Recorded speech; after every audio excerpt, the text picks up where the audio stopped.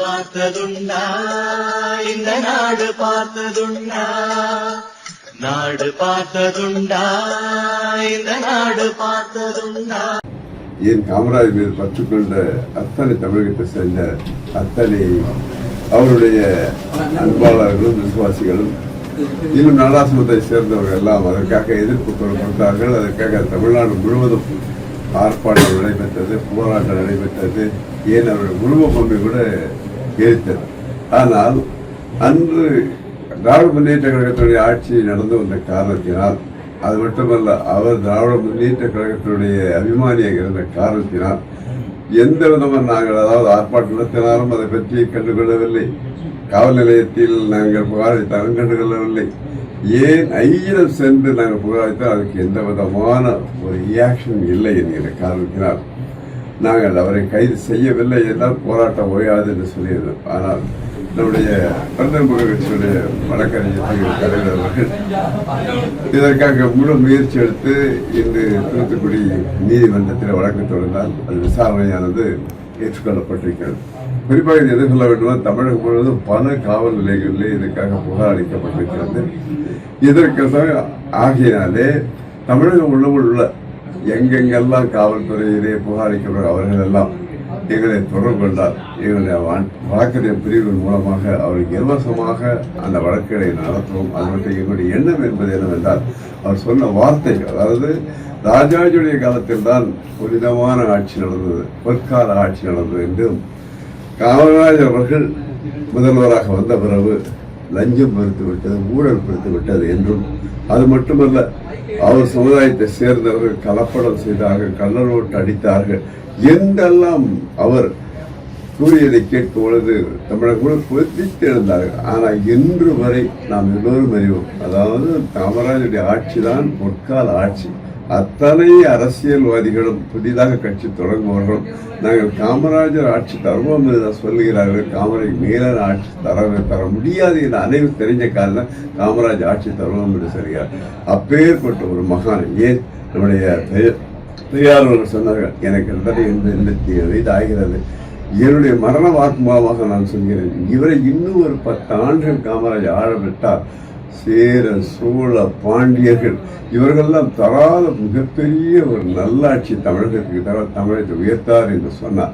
அப்பேற்பட்டதை சொல்ல அவரை கைது செய்யாத திராவிட முன்னேற்ற கழகத்தை பொறுத்தவர்களே எடப்பாடி அவர் கூட தேர்தல் பரப்புரையிலே சொன்னார்கள், இது போன்று அதாவது காமராஜர் புனிதர்களை காமராஜர் மிகப்பெரிய தலைவர்களை இழிவாக பேசிய வழக்கும் பதிவு செய்யவில்லை, அவரை கைது செய்யவில்லை. ஆனால் அண்ணா திராவிட முன்னேற்ற ஆட்சி மீண்டும் வரும், வந்தால் அவர் தக்க நடவடிக்கை எடுப்பேன் என்று சொன்னார்கள்.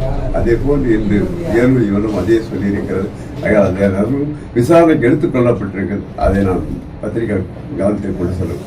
இன்று அதாவது நம்முடைய ஆலங்குளம் அருகிலுள்ள அந்த கிராமத்தில் மணிகண்டன் அவர்களை சுட்டு பிடித்தார்கள், சுட்டார்கள். அதாவது 2 காலிலும் என்ன செய்தார்கள், அவர் கல் இறக்கினார். உண்மையிலே அவருக்காக நாங்கள் நேரில் சந்தித்தோம், அவரை பார்த்த சொன்னார், எனக்கு பீடி பிடிக்கிற பழக்கம் கூட கிடையாது, எனக்கு குடிக்கிற பழக்கம் எதுவுமே கிடையாது, நான் பதவியில் இறக்கினவனை அவர்கள் வேண்டுமென்றே பிரச்சனை செய்து வேண்டுமென்றே தகரை வளர்த்து அவர் ஒரு ரீல்ஸ் பிரியர் அந்த உதவி ஆய்வாளர் இசைக்கு முத்தவர்கள் அவர்களுக்கு இசைக்கு ராஜா அவர் ரீல்ஸ் பிரியர்.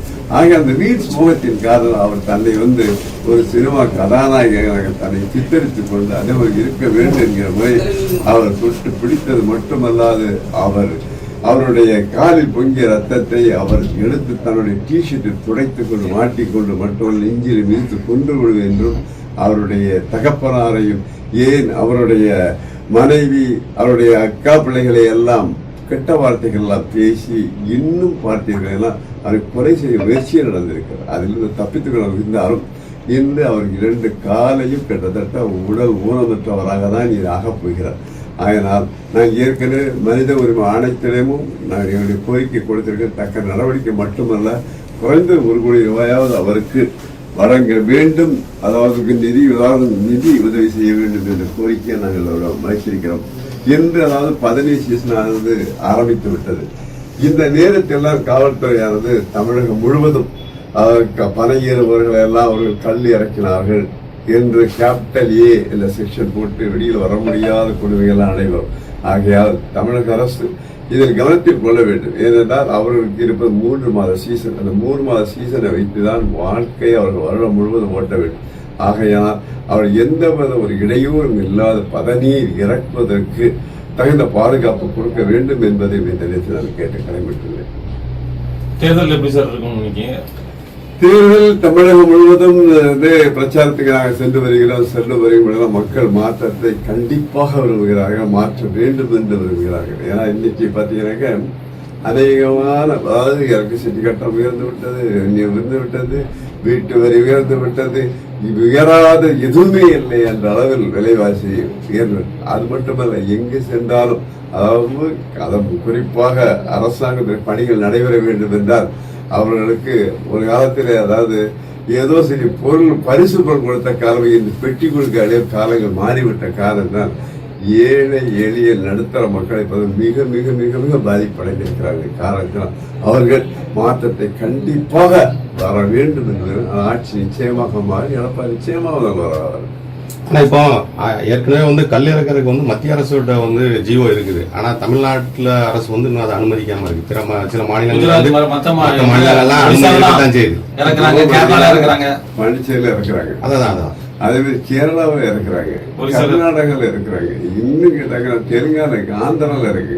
நிறைய மாநிலங்கள்ல அரசாங்கம் இன்னும் கேட்டா நான் கிட்டத்தட்ட இன்னைக்கு கிட்டத்தட்ட எனக்கு தெரிஞ்சு 25-30 ஆண்டுகள் போராட்டம் என்னன்னா, அதாவது கல்லுக்கடையோட திறக்கணும்னு சொல்லல. கல்லுக்கடை திறக்க, அதாவது பனை இன்னைக்கு இந்தியாவிலே பார்த்தீங்கன்னா சுதந்திரம் அடைந்தப்போ கிட்டத்தட்ட 30 கோடி பனை தமிழ்நாட்டுக்குள்ள வரைக்கும். இன்னைக்கு அழிஞ்சு கிட்டத்தட்ட 6 கோடி பணம் அளவுக்கு. காரணம் என்னன்னா, அதால எந்த விதமான ஒரு வருமானம் இல்லை.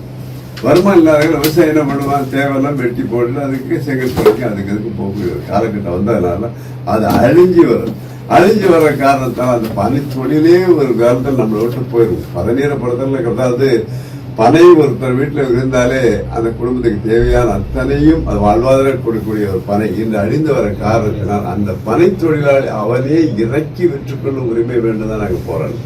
ஆனா இன்ன வரைக்கும் ஆட்சியம் மாறுது. தேர்தல் நேரத்தை நம்ம கேட்டோம்னா எல்லாம் சொல்லுவாங்க, கண்டிப்பாக நாங்கள் ஆட்சியம் செய்யறோம். ஆனால் எவரும் செய்யறதில்லை.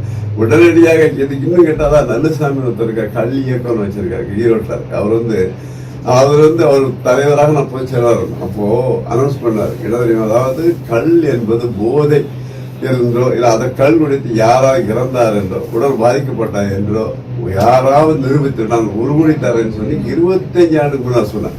இப்போ 10 கோடி ரூபாய் தர்றாங்க. இதுவரைக்கும் யாரும் ப்ரூவ் பண்ணதில்லை, அவருக்கு எதிர்த்து யாரும் வாதாடவும் இல்லை. ஆகையினால அரசாங்கம் முதல்ல நம்முடைய தமிழ்நாட்டுடைய சின்னமே பனைதான், அதை அழிந்து வர்றது காப்பாற்றணும் இல்லை. பனை தொழிலாளர் பாதிக்கப்பட்டு வர தன்னை விவசாயி பாதிக்கப்பட்டு வர்ற, அதனால அதை காப்பாற்ற வேண்டும். இதை சுனாமி வெள்ளம் இதெல்லாம் வருதுன காரணம் பனையை அடித்த காரணத்தினால்தான் வருது. அவைகளை அதே அரசாங்கம் இன்னைக்கு போட்டிருக்க பனையை விட்டு வருவது நாங்கள் நடவடிக்கை எடுப்போம். பெயர்கள் தான் இருக்கு. இதுவரைக்கும் வெட்டிக்கிட்டு தான் இருக்காங்க, அடிச்சுக்கிட்டு தான் இருக்காங்க. யார் கை செய்யப்படவில்லை, யார் மேல வழக்கு பதிவு செய்யல. அதனால உடனடியாக அதை செய்ய வேண்டும். மற்ற மாநிலங்களை உதாரணமாக கொண்டு இங்கேயும் கல் இறக்குவதற்கு உரிமை இருக்க வேண்டும் என்று நான் கேட்டுக்கொள்கிறேன். சார், இப்போ இன்னைக்கு இந்த மசோதா பெண்கள் இடஒதுக்கீடு மசோதா திமுக எதிராக வாக்களிச்சிருக்காங்க. ஆனா அந்த தொகுதி மறுவரையில் அந்த ஒரு காரணத்தை காமிச்சு அதை பத்தி என்ன சார் இன்னைக்கு? ஒரு காலகட்டத்தில் பார்த்தீங்கன்னா பெண்கள் வீட்டை விட்டு வெளியே வர முடியாத காலங்கள் இருந்து இன்னைக்கு படிப்பறிவு அவளுக்கு படிப்புக்கு, அதாவது பள்ளிக்கூடத்துக்கு அனுமதிக்காத காலங்கள்லாம் இருந்தது. நம்முடைய முத்துலட்சுமி ரெட்டி அவர்கள்லாம் டாக்டரா படிக்கணும் போதெல்லாம் பள்ளிக்கூடத்தை அனுமதிக்கல. அவங்க அப்பா புதுக்கோட்டை மன்னரோட உத்தரவு பெற்று தான் படிச்சு அவங்க டாக்டர் ஆனாங்க.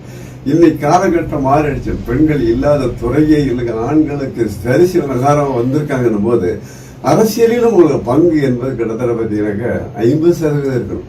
இன்னைக்கு கிட்டத்தட்ட 33% பொறுத்தவரை ஏற்கனவே காங்கிரஸ் ஆட்சி காலத்தில் ஒருமுறை வந்து அங்கே அப்பவும் தோல்வி அடைஞ்சு.